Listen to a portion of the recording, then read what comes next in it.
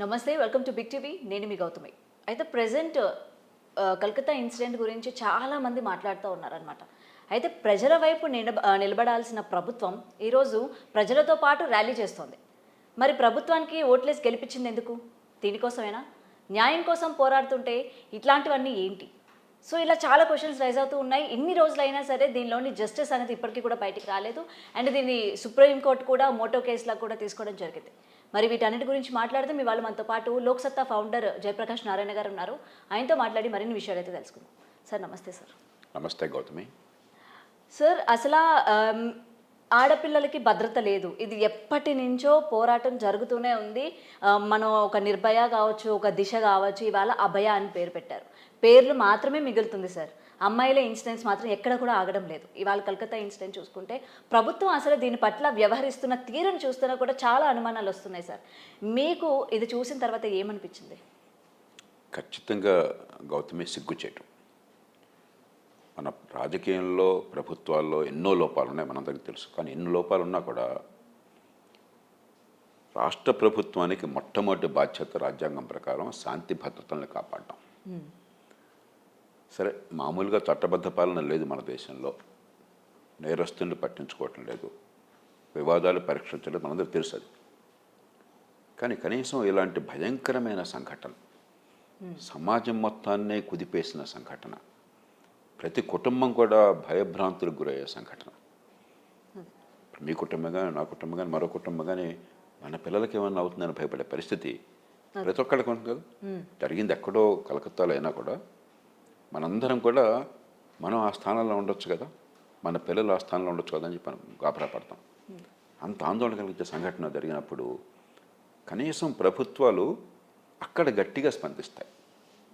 వేగంగా నేర పరిశోధన చేసి నిజాయితీగా చేసి అక్కడ దానిలో రాజకీయం పక్షపాతం తావు లేకుండా చేసి మామూలుగా అసమర్థంగా ఉన్న దీనిలో సమర్థంగా పనిచేసి నేరస్తుల్ని పట్టుకుని కోర్టు ముందు పెట్టి ఉరిదీయించే ఏర్పాటు చేయాలి. అలాంటి బాధ్యత ఉన్న ప్రభుత్వం, దానిలో ప్రభుత్వానికి సర్వాధికారాలు ఉన్నాయి. నేను ఒక బాధ్యత గల మనిషిగా చెప్తున్నాను. రాష్ట్ర ప్రభుత్వానికి శాంతి భద్రతలను కాపాడడంలో సర్వాధికారాలు ఉన్నాయి. దానిలో ఇంకెవ్వరి జోక్యం లేదు. జాతీయ స్థాయి ప్రభుత్వం పాత్ర లేదు. దానికి రాజ్యాంగంలో 7వ షెడ్యూల్లో ఈ 2వ లిస్టు, 2వ జాబితా, రాష్ట్రాల జాబితా, దానిలో మొట్టమొదటి అంశం లా అండ్ ఆర్డర్, శాంతి భద్రతలు. పోలీసు యంత్రాంగం మీద పూర్తిగా అజమాయిషి ఉన్నది రాష్ట్ర ప్రభుత్వానికి. అధికారం ఉంది, యంత్రాంగం ఉన్నది, చట్టం ఉన్నది. ఆ పని చేయడం మర్చిపోయి మరి ఎందరో యువత, డాక్టర్లు అంతా కూడా శాంతియుతంగా వాళ్ళు నిరసన తెలుపుతూ ఉంటే మరి కొన్ని వందల మందో వేల మందో పోయి హాస్పిటల్ మీద దాడి చేయటం, సంఘటన జరిగిన చోట కూడా మరి నేను విన్న ప్రకారం జరిగింది ఏమిటో నాకు వాస్తవాలు తెలియవు, సాక్ష్యాలు లేకుండా తారుమారు చేసే ప్రయత్నం చేయటం, సుప్రీంకోర్టులో బయటపడ్డట్టుగా మరి ఆ సాక్ష్యాల విషయం పట్టించుకోకుండా మళ్ళీ దానికి కాంట్రాక్ట్ ఇచ్చేసి తొందరగా మళ్ళీ పునర్నిర్మాణం చేసే ప్రయత్నం చేయటము, మరి సాక్షాత్తు ముఖ్యమంత్రి వీధుల్లో ప్రదర్శన చేయటం. ఏం ప్రదర్శన, ఎందుకు చేస్తున్నారు? బాధ్యత మీది, అధికారం మీది, మీ చేతుల్లో అధికారం అండి, మీకు బాధ్యత ఉండి మీరు చేయాల్సిన పని చేయకుండా మీరు ప్రదర్శన చేయటం ఏంటి? ఎవరి మీద మీరు ప్రదర్శన చేస్తున్నారు? మీ రాష్ట్రంలో ఒక సంఘటన జరిగితే ఎక్కడైనా జరగచ్చు. ఒక రాష్ట్రంలో సంఘటన జరిగిందంటే రాష్ట్ర ముఖ్యమంత్రి తప్పని నేను అంటలా. సమాజంలో జరిగిన నేరాలకి ఎన్నికైన వాళ్ళు కానీ, ప్రభుత్వాల్లో అధికారులు కానీ బాధ్యత తీసుకోలేరు. కానీ నేర పరిశోధనకు బాధ్యత తీసుకోవాలి, శిక్ష పడేట్టు చేయడానికి బాధ్యత తీసుకోవాలి, సమాజానికి ఒక భద్రతా హామీ లభించడం కోసం బాధ్యత తీసుకోవాలి. ఆ ప్రయత్నం చేయకుండా ప్రతిదాన్ని ఒక రాజకీయమయం చేయటం, ఇది ఒక విడ్డూరం. నాకు అంతకంటే ఏం చెప్పాలో అర్థం కావట్లేదు. ఇది ఒక చాలా విడ్డూరమైన పరిస్థితి. అంచేత దురదృష్టం, మనకి రాజకీయం కళల్లోంచి ఎంత చూస్తున్నామంటే ఒక మనిషిగా స్పందించడం మానేశాం. ఒక యువ డాక్టర్కి దారుణమైనటువంటి సంఘటన జరిగి ఆమె విపరీతాన్ని ఎంత వేదన పడి ఉంటుందో, ఎంత రాక్షసంగా ఆవిడ్ని నాశనం చేసి ఉంటారు. చివరికి ఆవిడ ప్రాణాలు తీస్తే ఒక నిండు ప్రాణం పోయింది, సమాజంలో భద్రత కొరబడింది. ఆ తల్లిదండ్రులకు, కుటుంబానికి ఎంత గుండె కోత ఉంటుంది. ఒక మనిషిగా మీరు స్పందించకుండా ప్రతి కూడా రాజకీయంగా స్పందించడము, ఎలా తిప్పికొట్టాలని ప్రయత్నం చేయటము, ఎత్తుకు పై ఎత్తుగా ఆలోచించడము, ఇది అమానుషం. ఇంక అంతకంటే నేను ఎక్కువ మాట్లాడను. అమానుషం, చాలా విడ్డూరం. ఎక్కడో చోట సమాజం కూడా మేలుకోవాలి. మనం కూడా ప్రతిదాన్ని కూడా ఈ రాజకీయం కోణంలోంచి, కులం కోణంలోంచి, మతం కోణంలోంచి చూస్తున్నాం. అదే సార్. మానవీయ కోణంలోంచి చూడాలి. ప్రభుత్వాలు ఏ పార్టీ ఉన్నా కూడా ప్రజలు పన్నులు కడుతున్నారు, ఓటు వేస్తున్నారు, చట్టాలు చేసే అధికారాన్ని ఇస్తున్నారు. వాళ్ళు శాంతి భద్రతలు కాపాడటం మొట్టమొదటి పని, మిగతావే తర్వాత పనులు. ఆ పని చేయాలి. అంతే తప్ప దీనిలో మళ్ళీ మావాడైతే మా పార్టీ ఉంటే ఓకే, వాడి పార్టీ ఉంటే తిడదాము, ఈ పద్ధతి మానాలి. మన దురదృష్టం కొద్దీ ఆ సంయమనం కొరవడుతున్నది. ఇది మంచిది కదా మనకి. అదే సార్. అండ్ ఇంకొకటి కూడా, ఏదైతే ప్రిన్సిపల్ చెప్తా ఉన్నారు కదా, ప్రజెంట్ ఇందులోని మెయిన్ పర్సన్ లాగా కూడా వాళ్ళు బయటికి చూపిస్తూ ఉన్నారు. అండ్ ఆ పర్సన్ని కూడా ఏంటంటే వెంటనే ప్రభుత్వమే ఈ ఇన్సిడెంట్ జరిగిన వెంటనే ఉంటావుటన విత్ ఇన్ 12 అవర్స్ అనుకుంటా సార్, వేరే ఏమంటారు కాలేజ్కి ఆయన ప్రిన్సిపల్గా మళ్ళీ ప్రమోట్ చేయడం. అసలు గవర్నమెంట్ ప్రజల పక్షాన ఉందా? అంటే ఓట్లు వేసేటప్పుడు మాత్రమే ప్రజలు కావాలా? ఇట్లాంటి ఇన్సిడెంట్ జరిగేటప్పుడు ప్రజలు వద్దా సార్ మీ అసలు? ప్రశ్న సమాధానం ఉంది గౌతమి. అంటే మళ్ళీ వివరాలు పూర్తిగా తెలియవు అక్కడ ఏం జరిగిందని చెప్పన్నది. చూచాగా పత్రికలో వస్తున్న వార్తల ప్రకారం ఈ సంఘటనని ఎలా ఎదుర్కోవాలి, దీనికి ఎలా స్పందించాలి, ఏ రకంగా పోయిన అమ్మాయిని తీసుకురాలేం, కానీ కనీసం పోయాకైనా న్యాయాన్ని ఎలా అందించాలి, నేరస్తులకు శిక్ష పడేటట్లా చేయాలి, నిష్పాక్షంగా ఎట్లా జరగాలి, సమాజంలో కాస్త ధైర్యాన్ని ఎట్లా తీసుకోవాలి, అది కాకుండా ఎట్లా తప్పించుకోవాలి, ఎట్లా గొడవ లేకుండా చేసుకోవాలి, ఎట్లా మన మీద రాజకీయంగా ఇబ్బంది పడకుండా చూసుకోవాలి అనే ధోరణి చాలా విచిత్రమైన ధోరణి. ఎంత మూర్ఖ ప్రభుత్వం అయినా సరే ఒక దారుణమైన సంఘటన జరిగితే మానవీయ కోణం నుంచి స్పందిస్తుంది. ఆ సమయంలో మిగతావన్నీ మర్చిపోతాం. పార్టీలు కూడా అన్నీ పక్కకు పెట్టేస్తాయి. అలాగే ఒక పెద్ద సైక్లోన్ వచ్చిందనుకోండి, ఉప్పెన వచ్చిందనుకోండి, భూకంపం వచ్చిందనుకోండి, ఆ సమయంలో మన రాజకీయాల గురించి ఆలోచించం. ఆ సమయంలో కనీసం మిగతా టైంలో ఎన్ని దుర్మార్గాలు చేసినా, మూర్ఖత్వాలు చేసినా కూడా అవినీతిపరుడైన వాడు కూడా ఆ సమయంలో మనిషిగా స్పందించే ప్రయత్నం చేస్తాడు. అలాంటిది ఇంత దారుణమైన సంఘటన, మన భారతీయ సమాజం మొత్తాన్ని కూడా కల్లోలపరిచిన సంఘటన, ప్రతి కుటుంబానికి నా కుటుంబంలో జరుగుతుందన్న భయభ్రాంతులు చేసే సంఘటన జరిగినప్పుడు దానికి చట్టబద్ధంగా మీ బాధ్యత విస్మరించి చేయాల్సిన పని చేయకుండా ఈ రాజకీయ ఎత్తులు పై ఎత్తులు వెళ్ళటం అనేది, దీన్ని పూర్తిగా మనం గ్రహించాలి. మనం కూడా పౌరులంగా బాధ్యత తీసుకోవాలి. మనం గుడ్డిగా ఒక పార్టీనో నాయకులనో గుడ్డిగా సమర్థించడం, వాళ్ళు చేసే పనులు బట్టి కాకుండా వీడు మా పార్టీ కాబట్టి, నా కులం కాబట్టి, నా మతం కాబట్టి, నా ప్రాంతం కాబట్టి, మరొకటి ఇలా సమర్థించడం వల్ల వచ్చినటువంటి అరిష్టం అది.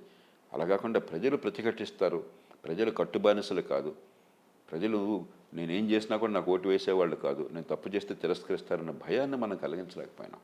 అది కూడా కొంత కారణం. అండ్ సార్, ఇంకొకటి మనం ఇదే ఇన్సిడెంట్ గురించి కాకుండా ఏంటంటే, గత కొన్ని నెలలుగా ఇంతకుముందు అత్యాచారాలు లేవా అని అంటే ఉన్నాయి, కాకపోతే ఏంటంటే ఎక్కడో మనకి నెలకి ఇన్నని చెప్పి వచ్చేవి. ఇవాళ సర్వేలోని మనకు తెలుస్తుంది ఏంటా సార్, నెలకి సగటున లక్షల పైన లేడీస్ అన్నది ఇట్లా అత్యాచారానికి గురవుతున్నారు. అందులో ముఖ్యంగా చిన్నపిల్లలని కూడా ఇక్కడ తేలుతుంది సార్. అసలు ఇది ఎక్కడ సార్ అంతం? అసలు ఇట్లాంటి వాటిని ఆపడానికి ఎటువంటి చర్యలు తీసుకుంటే మంచిదంటారు? మూడు కోణాల నుంచి ఆలోచించాలి నా దృష్టిలో. మొట్టమొదటిది, ఇలాంటి సంఘటనలు జరిగినప్పుడు శరవేగంగా ప్రభుత్వ యంత్రాంగం స్పందించి నేర పరిశోధన చేసి నేరస్తుల్ని ఆచూకీ తీసుకుని కొన్ని వారాల లోపల, 1-2 నెలల లోపల ఉరిశిక్ష పడేట్టు చేయగలమా, అది చేయాలి. మనం ఎంతసేపటికి హడావిడి ఆర్భాటం తప్ప పని జరగటం లేదు. ఎప్పుడైతే వేగంగా శిక్ష పడుతున్న విశ్వాసం పోయిందో ప్రజలు ఏం కోరుకుంటున్నారు? ఎవరిని దొరికితే నరికేయండి, చంపేయండి అని కోరుకుంటున్నారు. మీరు దిశ కేసు చెప్పారు. దిశ కేసులో చివరికి ఏమైంది? ఎన్కౌంటర్ చేశారు, దుర్మార్గులు చంపేశారు. వాళ్ళు చచ్చిపోయినందుకు ఎవరికి బాధ అక్కర్లేదు. అంత దారుణ నిర్ణయం చేసిన వాళ్ళకి ఖచ్చితంగా చావు సరైన శిక్ష. కానీ ఆ చావు అనేది కోర్టులో సాక్ష్యాధారాల ద్వారా జరిగితే మనకు నమ్మకం ఉంటుంది. రేపు పొద్దున అమాయకులకి రక్షణ ఉంటుంది, నేరస్తులకి భయం ఉంటుంది. అలా కాకుండా ప్రజల ఒత్తిడి వల్ల పోలీసులు పటపట ఎవరో ఒకరిని కాల్చేసి వాడే చేశాడని చెప్పారనుకోండి, మనకు ప్రయోజనం లేదు, అమాయకులను చచ్చిపోతారు. చట్టబద్ధ పాలన కాదు. మనం క్రమక్రమంగా ఆ వాతావరణంలోకి వెళ్తున్నాం. దిశ కేసులో ఇదే జరిగింది. గతంలో వరంగల్లో మహిళ మీద యాసిడ్ దాడులు జరిగితే అప్పుడు అలాగే జరిగింది. ఆ దుర్మార్గం చేసిన వాళ్ళ మీద ఎవరికీ సానుభూతి లేదు. వాళ్ళు ఖచ్చితంగా ఉరిశిక్ష అర్హులు నా దృష్టిలో, నాకేం అనుమానం లేదు. కానీ చట్టబద్ధ పాలన లేకుండా ఈ రకంగా చేయాలన్న పరిస్థితి ఎందుకు వచ్చింది? ప్రభుత్వాల మీద విశ్వాసం కోల్పోబట్టి, వేగంగా నేర పరిశోధన చేసి శిక్ష వేస్తారని నమ్మకం కోల్పోబట్టి, ఏదో రకంగా తాత్కాలికంగా మనం పరిష్కారం చేసే ప్రయత్నం చేస్తున్నాం. కాబట్టి చట్టబద్ధ పాలన ద్వారా వేగంగా నేరస్తులను గుర్తించి చాలా త్వరగా శిక్ష పడే ఏర్పాట్లు అవసరం. ఈ మధ్యన ఈ వారంలోనే పత్రికల్లో ఎక్కడో చూశాను, ఏదో రాష్ట్రంలో మన దేశంలోనే డజన్ల మందిని దారుణంగా మానభంగాలు చేసినటువంటి దుర్మార్గులు ఉన్నారట ఒక ముఠ. 32 ఏళ్ల తర్వాత ఇప్పుడు శిక్ష పడిందట. అదే సార్. అండ్ ఇంకొక ఇన్సిడెంట్ 32 ఏళ్ల తర్వాత. మరి నమ్మకం ఎట్లా కుదురుతుంది? ఈ ప్రభుత్వాన్ని ఎన్నుకున్నది మొట్టమొదటిమైన చట్టబద్ధ పాలన. నేరం జరిగితే వేగంగా, సమర్థంగా, నిష్పాక్షికంగా నేర పరిశోధన జరుగుతుంది, నేరస్తులను గుర్తిస్తారు. వేగంగా, నిష్పాక్షికంగా కఠిన శిక్షలు పడతాయి చేసిన నేరాన్ని బట్టి త్వరగా. ఈ నమ్మకం పోతే అసలు వ్యవస్థ మొత్తం అరాచకత్వం అయిపోతుంది, గోండాల పాలైపోతుంది, బడితున్నాడుదే బర్రె అయిపోతుంది. కాబట్టి పార్టీలు, ప్రభుత్వాలు ఊరికే ఆర్భాటం హడావిడి చేయటం కాకుండా ఎందుకు ఇంత ఆలస్యం అవుతుంది? బ్రిటన్లో చూశారు ఈ మధ్య, జూలై 29వ తారీఖున 3 చిన్నారుల్ని ఒక మూర్ఖుడు, ఒక దుర్మార్గుడు, ఒక ఉన్మాది, ఒక రాక్షసుడు కత్తితో పొడిచేసి చంపేశాడు. ఒక 17 ఏళ్ల పరమ నీచుడు. దేశం అంతా స్పందించింది. సరే, వివిధ కారణాల వల్ల, మరి ఏదో మతం కారణం మరొకటి అనుకుని పెద్ద కల్లోలాలు వచ్చినాయి. కానీ మనం నేర్చుకోవాల్సింది ఏంటంటే 15 రోజుల లోపల శాంతి భద్రతలను కాపాడడం ఒక పక్కన, నేరస్తులను గుర్తించి ఈ కల్లోలాలు చేసిన వాళ్ళందరికీ శిక్షలు వేసేశారు. చాలామంది శిక్షలు పడిపోయినాయి. 29. సార్, ఇప్పుడు అవే రూల్స్ అదర్ కంట్రీస్ లో ఉంటాయి కదా, మరి మన కంట్రీలో కూడా అట్లాంటి రూల్స్? అందుకని అక్కడ చట్టబద్ధ పాలన అన్నది ఇది పరమధర్మంగా భావిస్తున్నారు ప్రభుత్వాలు, పార్టీలు. ప్రజలకు అవగాహన ఉంది. మన దేశంలో అది లేదు. అందుకని చట్టబద్ధ పాలన ఈ మాటలు అప్పుడప్పుడు వింటున్న తప్ప అది అంటే మనకు తెలియదు అసలు. చట్టబద్ధ పాలన అంటే వేగంగా, సమర్థంగా న్యాయం అందాలి, న్యాయం అందరికీ సమానంగా వర్తించాలి. డబ్బున్నవాడికి ఒకటి, ఓ పార్టీ వాడికి ఒకటి, ఒకరివాడికి ఒకటి కాదు. మీరు ఎంత అధికారంలో ఉన్నా కూడా న్యాయం మీకంటే పైన ఉంటుంది, మీరు న్యాయానికి ఒగ్గి ఉండాలి. ఈ 3 చట్టబద్ధ పాలన కీలకం. ఈ 3 లేవు మన దేశంలో. వేగంగా, సమర్థంగా న్యాయం అందించే వ్యవస్థ లేదు. నేర పరిశోధన కానీ, లేకపోతే న్యాయం అందించే వ్యవస్థ కానీ నిష్పక్షంగా. బడితో ఉన్నవాడిదే బర్రైపోయింది. చట్టం అందరికీ సమానంగా వర్తించదు. మీకు డబ్బు బాగా ఉంటే, మీకు అధికారం బాగా ఉంటే మిమ్మల్ని ఎవడో తేరిపారో చూడలేడు. అధికారంలో ఉన్నవాడికి చట్టం వర్తించదు. దీన్ని మార్చాలి మనం. ఇది మొదటిది. ఇది ఒక్కటే చాలదు. రెండవది, ఈ తీవ్రమైనటువంటి నేరాలు, మీరు చెప్పిన దిశ కానీ, అభయ కానీ, నిర్భయ కానీ, ఇవన్నీ కూడా అత్యంత దారుణమైన, హేయమైన నేరాలు. ఇవి జరిగాక మనం స్పందిస్తే మన బాధ వ్యక్తం అవుతుంది కానీ పరిష్కారం కాదు. మీరు ఒక మహిళ, నేను మీలాంటి వాళ్ళ నుంచి వినికి నాకు అర్థమవుతుంది తప్ప నాకు ఆ బాధ తెలియదు. ఇవాళ రోడ్డు మీదకి వెళ్తే మన దేశంలో మీరు ఒక కాలేజీకి వెళ్ళినా, లేకపోతే ఒక ఆఫీస్కి వెళ్ళినా, లేకపోతే షాపింగ్కి వెళ్ళినా, ఒక సినిమాకి వెళ్ళినా, లేకపోతే సిటీ బస్సులో ప్రయాణం చేస్తున్నా కూడా మహిళల మీద ఈ దారుణ అత్యాచారాలను వెంటనే స్పందిస్తాం. కానీ రోజు తెలియని హింస జరుగుతుంది. ఏలలు వేయటం, అమ్మాయిని వర్ణించటం, అనుమతి లేకుండా తాకే ప్రయత్నం చేయటం, వేళాకోళలాడటం, టీజింగ్. చివరికి సినిమాల్లో సైతం ఆడపిల్లని గేలి చేస్తే అది గొప్ప హీరోగా చలమణి కావటం. అది ఎప్పుడైతే సమాజం దాన్ని సహిస్తూ ఊరుకున్నదో కొంచెం పెరుగుతుంది. చేపట్టుకు లాగుతాడు. అది సహిస్తూ ఊరుకుంటే ఇంకా పెరుగుతుంది. చివరికి దారుణమైన సంఘటనలు జరుగుతాయి. 1-2 సందర్భాల్లో మీరు గమనించారు లేదో, వీళ్ళతో చిన్నపిల్లలు మరి పత్రికల్లో ఎప్పుడు చూసారో తెలియదు నాకు. బాంబేలో నేను 1-2 సంఘటనలు గురించి ఉన్నాను గతంలో. ట్రైన్లో, సిటీలో వెళ్ళే ట్రైన్లో, లోకల్ ట్రైన్లో ఆడపిల్ల మీద అత్యాచారం జరుగుతుంటే చుట్టూ అందరూ ఉండి మౌనంగా ఉంటున్నారు. మరి వాళ్ళు ఇవాళ వచ్చి జస్టిస్ చేయాలని అడుగుతూ ఉంటారు. కాబట్టి నేరం తీవ్ర నేరం తర్వాత శిక్ష పట్టడం కాకుండా అంత స్థాయికి వెళ్ళని నేరాలు చిన్న చిన్న నేరాలు జరుగుతున్నాయి. ఎప్పుడైతే దాన్ని మనం ఉపేక్షిస్తున్నామో ఆడపిల్లని ఏదైనా చేయొచ్చు, ఏ మాటైనా అనొచ్చు, ఎలాగైనా వేళాకోళం ఆడొచ్చు, ఎలాగైనా సరే ఒక లైంగిక వివక్షకు గురి చేయొచ్చు అన్న భావంగానే సమాజంలో ఉంటే ఏమవుతుంది, కాలక్రమేణా నేరాలు పెట్టలేకపోతాయి. దీన్నే బ్రోకెన్ విండో సిండ్రోమ్ అంటారు. అమెరికాలో న్యూయార్క్ నగరంలో ఈ అండర్ గ్రౌండ్ ట్యూబ్ రైలు ఉంటుంది. దానిలో ఎవడో ఆకతాయి వచ్చి విండో కిటికీ పగలగొడతాడు, లేకపోతే ట్రైన్ మీద ఏదో చెత్త రాత్రులు ఉంటాయి. దాన్ని మనం పట్టించుకోలేదు అనుకోండి, ఎలాంటి సంకేతాలతో సమాజానికి ఏం చేసినా కూడా పట్టించుకోరు, ఏమైనా చేయొచ్చు, ఒక విశృంఖలత్వం వచ్చేస్తుంది. కాబట్టి ఈ చిన్న స్థాయిలో ఉన్న సమస్యలను అప్పటికప్పుడే తోటకూరనాడే పరిష్కారం చేస్తే, పెద్దది కాకుండా వాడికి వెంటనే వారం రోజుల్లో అక్కడ అందరికీ తెలుసు వాడు ఏ ఆకతాయి ఎవడో. అక్కడ స్థానిక న్యాయాలయాలు కావాలని ఒక చట్టాన్ని నేనే పోరాడి తీసుకొచ్చాను. జాతీయ స్థాయిలో పార్లమెంటు చట్టం చేసింది.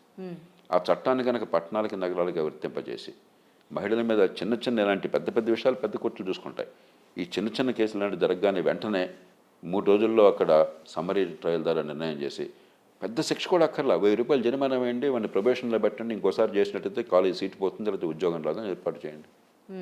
సమాజంలో ఒక వాతావరణం వస్తుంది. ఆడపిల్లకి బయటికి పోతే ప్రతిసారి కూడా భయంతో కంగారు పడిపోయి ఎలా సర్దుకుపోవాలి, సరే మన కర్మ అనుకునే పరిస్థితి ఉండకూడదు. మూడోది, ఈ నేరం చేసేవాళ్ళు ఎక్కడో వేరే గ్రహం నుంచి రాలేదుగా, మన సమాజం నుంచి వచ్చారుగా. అంటే సమాజంలో మనం పెంపకంలో ఆడపిల్లలను ఒక తీరున మగపిల్లలను ఒక తీరున చూస్తున్నాం. మనందరం కూడా అంతర్ముఖులం కావాలి, నాతో సహా. మన కుటుంబాల్లో కూడా ఆడపిల్లలను పెంచినప్పుడేమో ఆడపిల్ల వంటింట్లోనో లేకపోతే డైనింగ్ రూమ్లోనో అన్ని ప్లేట్లన్నీ సర్దుతుంది, అయిన తర్వాత తను వెళ్ళి కడుగుతుంది. మగపిల్లాడు కనుక కడిగే ప్రయత్నం చేస్తే తల్లే చెప్తుంది, ఎందుకన్నా నువ్వు వదిలే అని చెప్పంటుంది. అంటే ఒక ఎంటైటిల్మెంట్. ఒక పక్కనేమో మహిళల స్వేచ్ఛ, మహిళలకు అవకాశాలు, మహిళలకి విద్య, ఆర్థిక అవకాశాలు, సమాజంలో ఎదిగే అవకాశం, ఇవన్నీ కావాలని మనం కోరుకుంటున్నాం. మరో పక్కనేమో మగపిల్లల మనస్తత్వాన్ని మార్చే ప్రయత్నం చేయట్లా పెంపకంలో కానీ, స్కూళ్ళల్లో కానీ, కాలేజీల్లో కానీ. దాంతో వాడేమనుకుంటాడు, అరే నాకంటే ఈ ఆడపిల్ల బాగా ఎదిగిపోతుంది, ఎందుకంటే స్కూళ్ళల్లో కాలేజీల్లో ఆడపిల్ల మగవాళ్ళ కంటే ఎక్కువ రాణిస్తున్నారు.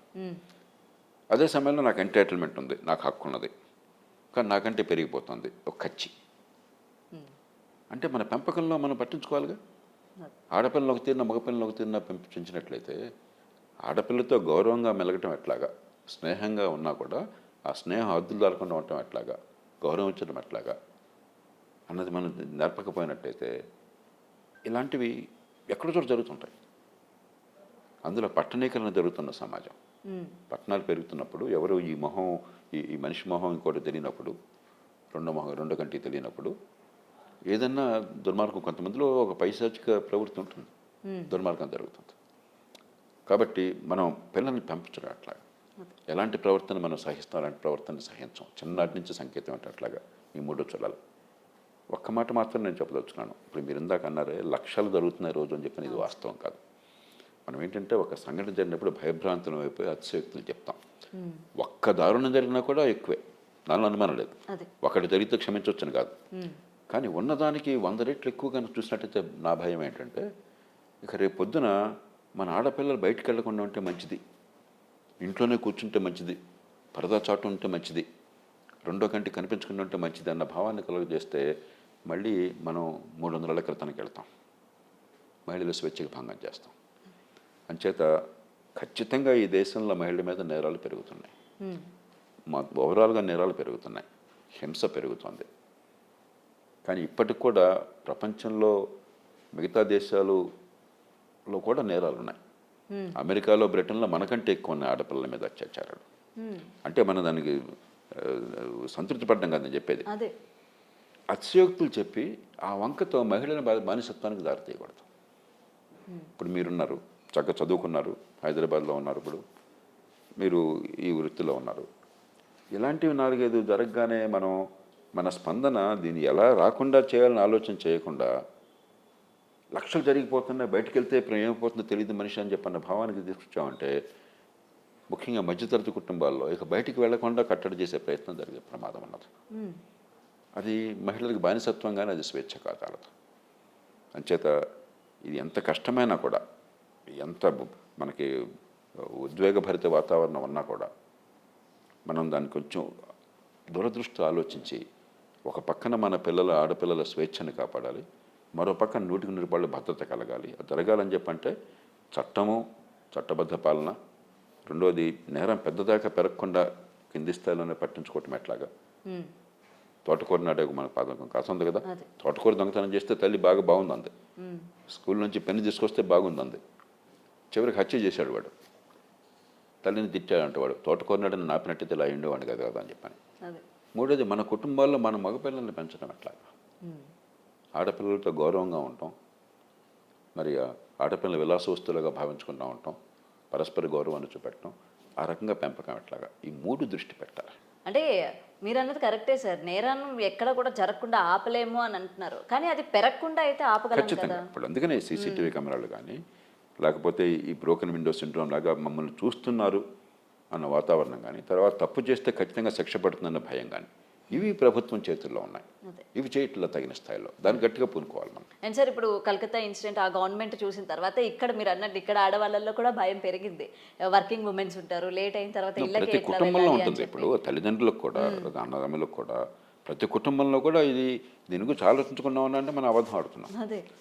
అది దురదృష్టకరం. నాకు సంఘటన జరిగింది ఒక భయంకరమైనటువంటిది ఒక ఎత్తు అయితే, దాని ప్రభావం మన మనసుల మీద మరొక ఎత్తు.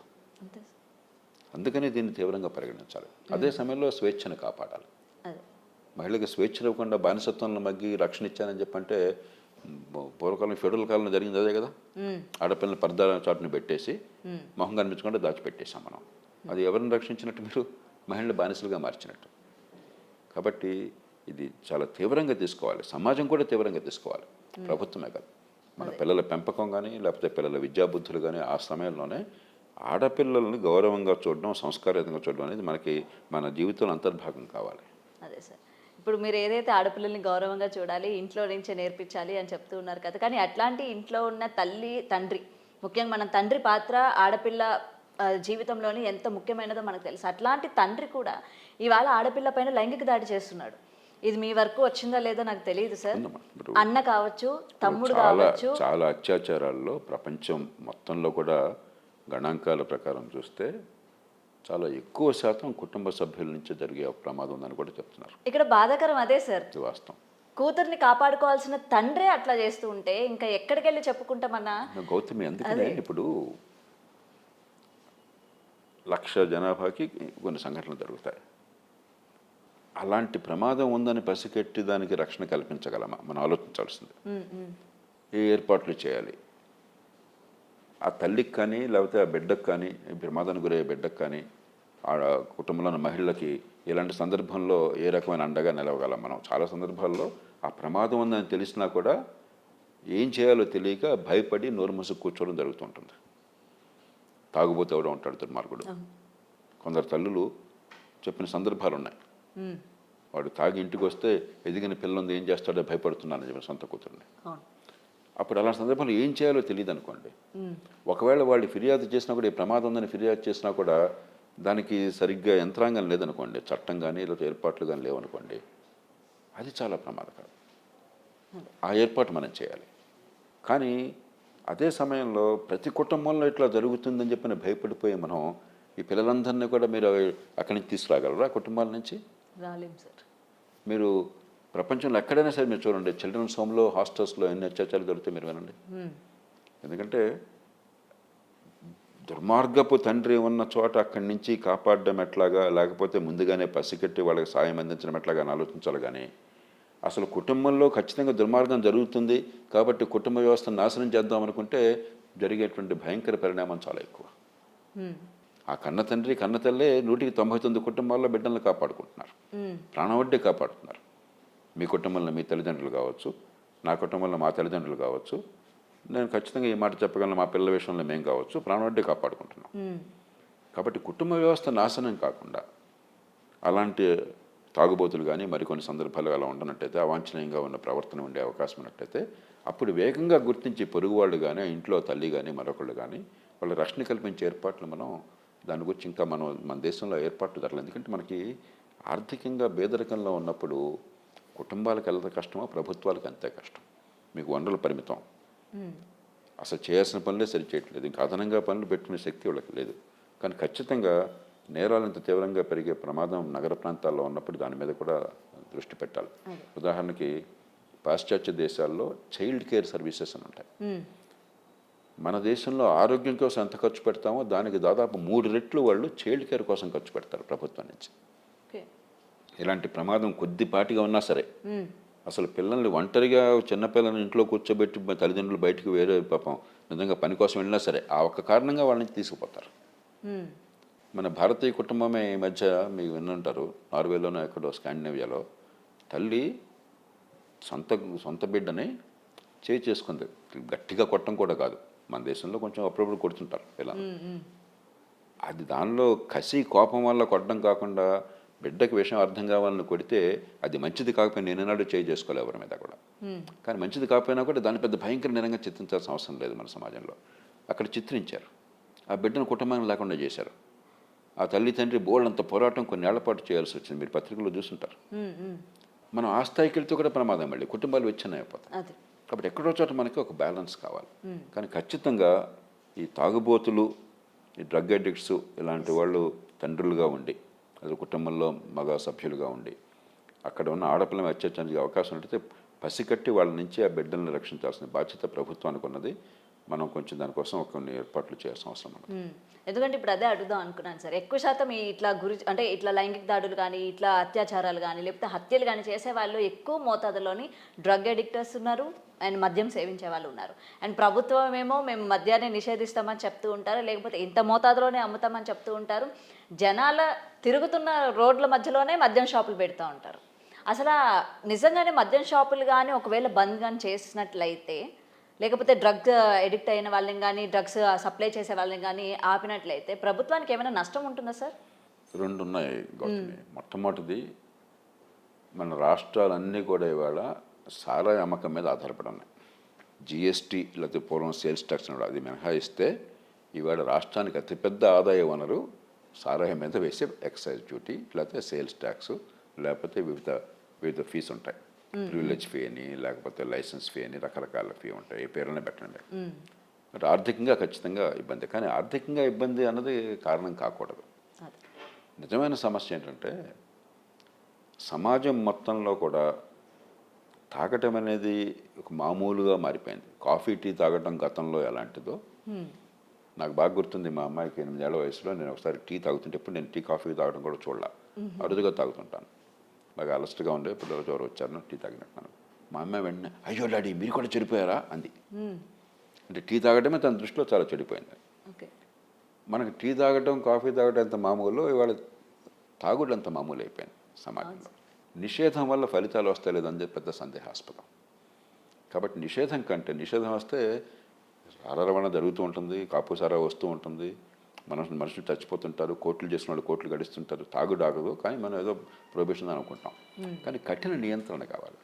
ఉదాహరణకి బహిరంగంగా తాగటం, ఇంట్లోకి వెళ్ళి తాగు నువ్వు కావాలంటే, స్వయంగా ఇంట్లో తీసుకుని నువ్వు ఫ్రెండ్స్తో ఇంకోటితో ఇంట్లో కూర్చొని తాగు. లేకపోతే తాగి బజార్లో కనిపించడం, తాగి ఏ చిన్న నేరం చేసినా కూడా దాన్ని తీవ్రంగా చేసే ఏర్పాటు చేయడం, ఇట్లా కొన్ని. అలాగే తాగుడు కూడా ఒక జబ్బు, ఒక స్థాయి దాటిన తర్వాత తాగుడు కూడా అడిక్షన్. దానికి వైద్యపరంగా చికిత్స కావాలి, డి అడిక్షన్. ఈ ఏర్పాట్లు కావాలి. ఖచ్చితంగా మన తాగుడిని కఠినంగా నియంత్రించకపోతే యాక్సిడెంట్ల వల్ల ప్రాణాలు పోవటం కావచ్చు, లేకపోతే అత్యాచారాలు కావచ్చు, ఇళ్లలో గృహహింస కావచ్చు, సరే వాళ్ళే చాలా తొందరగా చిన్న వయసులో చచ్చిపోవటం కావచ్చు జబ్బులు చేసి. ఇవన్నీ చూస్తున్నాం చాలా పేద కుటుంబాల్లో. మీరు చూడండి, నేను చాలా స్కూళ్ళకి కానీ మరో చోటుకి వెళ్ళినప్పుడు పేద కుటుంబాల పిల్లలు ముఖ్యంగా తల్లిదండ్రులు ఏం చేస్తున్నారంటే, చాలా కుటుంబాల్లో చాలా గణనీయమైన సంఖ్యలో తండ్రి చనిపోయాడు, మీరు కొంచెం కూపీ లాగితే తాగుడికి బానిస చనిపోయినాడు. కాబట్టి దానిలో అనుమానం లేదు. కానీ నిషేధం ఎక్కడ విజయం సాధించాల, కఠిన నియంత్రణ కావాలి. సో ఏదైనా ప్రభుత్వం, మన ఇప్పుడు ఈ ప్రభుత్వం కూడా ఏంటంటే, ఇటు ఏపీ కావచ్చు లేకపోతే తెలంగాణ ప్రభుత్వాలు కూడా ఇట్లాంటి ఇన్సిడెంట్స్ బయట జరుగుతున్నప్పుడు మనం కూడా అలర్ట్ అయ్యి, అరే మన దగ్గర ఇట్లాంటివి జరగకూడదు అని చెప్పి వెంటనే యాక్షన్స్ తీసుకోవాలి. ఇగోండి ప్రభుత్వం ఇట్లా పనిచేస్తుంది అంటే జనాలకి అవేర్నెస్ కల్పించడానికి వెంటనే ప్రభుత్వం స్పందించి ఆడపిల్లలకి మేము ఈ భద్రత కల్పిస్తున్నాము, లేకపోతే వర్కింగ్ ఉమెన్స్ ముఖ్యంగా అందరూ ఈ స్కూల్ పిల్లలు కావచ్చు, స్కూల్లోనే మేము ఇట్లాంటి భద్రత కల్పిస్తున్నాం అని చెప్పి బయటికి వచ్చి మాట్లాడే చర్యలు కూడా చేయాలి సార్. అదే ఇలాంటి దానివల్ల ఏంటంటే ఒక పక్కన భయం పెరుగుతుంది, అది మంచిది కాదు. కానీ మంచి పరిణామం ఏంటంటే కొంత చర్చ జరిగినట్టయితే మనం చర్చించుకున్నట్టుగా మనం ఏం చేయాలి, ఒక సమాజంగా ఏం చేయాలి, కుటుంబంగా ఏం చేయాలి, ప్రభుత్వం ఏం చేయాలి, పోలీస్ యంత్రాంగం ఏం చేయాలి, కొంతైనా ఒత్తిడి వస్తే కొన్నైనా మార్పులకు నమ్మకంగా వస్తాయి. సార్. అండ్ ముఖ్యంగా ఇంకొకటి మనం మాట్లాడుకుంటే ఇట్లా అమ్మాయిలు మిస్సింగ్ కేసు ఏపీలో మనకి గతంలోనే డిప్యూటీ సీఎం గారు పవన్ కళ్యాణ్ గారు కూడా చెప్పడం జరిగింది. దానికి సంబంధించి కూడా ఇప్పటికీ ఆయన దాని మీద వర్క్ చేస్తూ ఉన్నారు. కొంతమంది అమ్మాయిలు ఇప్పటికీ బయటికి తీసుకొచ్చి కాపాడిన పరిస్థితులు కూడా ఉన్నాయి. సో నెక్స్ట్ ఇట్లాంటి ఇన్సిడెంట్స్ మీద అంటే మరికొంతమంది ఏమంటున్నారంటే ఇంత ఇన్సిడెంట్ జరుగుతూ ఉంటే ఇంత అమ్మాయిలకి రక్షణ కల్పిస్తామని చెప్పిన వాళ్ళు మాట్లాడట్లేదు, కనీసం ఒక పోస్టులు పెట్టట్లేదు అని చెప్పి మనకి చూస్తూ ఉంటాం కదా సార్. పాజిటివిటీ ఎంత ఉంటుందో నెగిటివిటీ దాని వెనక ఎక్కువ శాతమే ఉంటుంది. సరే, ఇప్పుడు రాజకీయ విమర్శలు మన పక్కన పెట్టించుకోవాలి. ఖచ్చితంగా మన ప్రభుత్వాలు అంత దారుణంగా అయిపోయాయని నేను అనుకోవట్లా. ఇప్పటికి కూడా మన ప్రభుత్వాలు చాలా బలహీనతలు ఉన్నాయి, చట్టబద్ధ పాలన వైఫల్యం ఉంది. కానీ ఇంత దారుణమైన సంఘటన జరిగితే స్పందించే ప్రయత్నం ఉంది. కానీ నా బాధ ఏంటంటే ఆ 4 రోజులు స్పందన కనిపిస్తుంది, దీర్ఘకాలికంగా చర్యలు చేపట్టకపోతే ఇందాక మనం అనుకున్నట్టుగా వేగంగా శిక్షించే ఏర్పాట్లు రాకపోతే ముఖ్యమంత్రి గారు పిలిచి వాడిని చంపేస్తావు లేదని చెప్పంటే వాడిని కాల్చి పారేస్తూ ఉంటారు. అది పరిష్కారం కాదు. అట్లాగే చిన్న చిన్న నేరాలను అదుపు చేయలేకపోతే పెద్ద నేరాలు పెరిగిన తర్వాత మనం గుండెలు బతుకుంటే ఉపయోగం లేదు. దానికోసం మనకి అవకాశం అన్నా ఉపయోగించుకోవట్లేదు. కాబట్టి నిర్మాణాత్మకంగా ఆలోచించాలి మనం. ఏదైనా ఆ పిల్లకి న్యాయం జరగాలి అని కోరుకుంటున్నాం, ఇంకొక పిల్ల ఇట్లాంటి దానికి బలి కాకూడదు అని అయితే కోరుకుంటున్నాం సార్. ఏదైనా ప్రభుత్వం ఏదైతే ఇది సుప్రీంకోర్టు వరకు వెళ్ళింది కాబట్టి దీని వెనక ఎవరెవరు ఉన్నారో నిజంగా బయటికి రావాలి, ఆడపిల్లలకి రక్షణ కలిగించాలని వాళ్ళకి ఖచ్చితంగా వేగంగా ఉరిశిష్టపడాలి. కానీ నేను సమాజాన్ని కోరేది ఏంటంటే ఖచ్చితంగా మనం జాగ్రత్తలు తీసుకోవాలి, మన ఆడపిల్లల సంరక్షణ కోసం అన్ని ప్రయత్నాలు చేయాలి. కానీ అతి భయంతో ఆడపిల్లల్ని బానిసత్వంలోకి నెట్టబోకండి, చదువు ఆపేయబోకండి, ఉపాధి ఆపేయబోకండి, మరి సమాజంలో వాళ్ళకి అవకాశాలు తగ్గించబోకండి, వాళ్ళని స్వేచ్ఛగా బతికే అవకాశాన్ని పెంచండి. కానీ స్వేచ్ఛను అరికట్టి రక్షణ కల్పిస్తున్నాం అనుకోబోకండి. అది ఆ జాగ్రత్త లేకపోతే నా భయం ఏంటంటే మనకు మన ఆడపిల్లని రక్షించుకోవాలన్నటువంటి భయంతో చివరికి ఆడపిల్లల్ని బానిసలుగా చేస్తామని. కాబట్టి దీనికి ఒక బ్యాలెన్స్ కావాలి. ఇటు స్వేచ్ఛ కావాలి, ఎదిగే అవకాశం కావాలి, ఇటు రక్షణ కావాలి. రక్షణ కోసం స్వేచ్ఛను అరికట్టకూడదు, స్వేచ్ఛ పేరుతో రక్షణ పోయేట్టుగా చేయకూడదు. ఎక్కడో బ్యాలెన్స్ కావాలి. అదే sir. Anyway thank you so much sir. So ఇదండి. సో ఏంటంటే సార్ చెప్పినట్టు మనం అన్నీ కూడా విన్నాం కదా. ఏదైనా సరే ఆడపిల్లల భద్రత ఏంటంటే మన ఇంటి నుంచే స్టార్ట్ అవ్వాలన్నమాట. అండ్ ఆ భద్రత కూడా ఏంటంటే వాళ్ళని మనం బానిసత్వంగా చేయడం కాకుండా స్వేచ్ఛనివ్వాలి. అలాగే ఆడపిల్లల భద్రతని ఒక తండ్రి కావచ్చు, తల్లి కావచ్చు, లేకపోతే బ్రదర్స్ కావచ్చు, బయట అడుగు పెడుతున్నప్పుడు సమాజంలోని చుట్టుపక్కల వాళ్ళు కావచ్చు, ప్రతి ఒక్కరు కూడా ఏంటంటే ఆడపిల్లకి భద్రతని ఇవ్వాలి అండ్ చూసే విధానంలో కూడా మార్పులు రావాలి. సో ఈ ఒక్కటి కానీ మనం చేస్తే ఇట్లాంటి దారుణమైన సంఘటనలు జరగకుండా ఆపే ప్రయత్నం మనవంతు మనం చేస్తామని అయితే ఇక్కడ క్లియర్గా తెలుస్తుంది. సో ఏది ఏమైనా కలకత్తా ఇన్సిడెంట్లోని ఆ అమ్మాయికి న్యాయం జరగాలి. అండ్ ఎవరైతే రిమైనింగ్ సిద్ధార్థ్ రాయ్ కాకుండా రిమైనింగ్ పర్సన్స్ ఉన్నారని అయితే తెలుస్తుందో డెఫినెట్గా వాళ్ళందరూ కూడా బయటికి రావాలి, ఉరిశిక్ష పడాలి అని జనాలందరూ కూడా కోరుకుంటున్నారు. కాబట్టి ప్రభుత్వం దీని వైపుగా ఆలోచించి వెంటనే వాళ్ళకి ఉరి తీయాలి అని అయితే కోరుకుంటున్నాం. Thank you. For more videos like this, subscribe Big TV channel.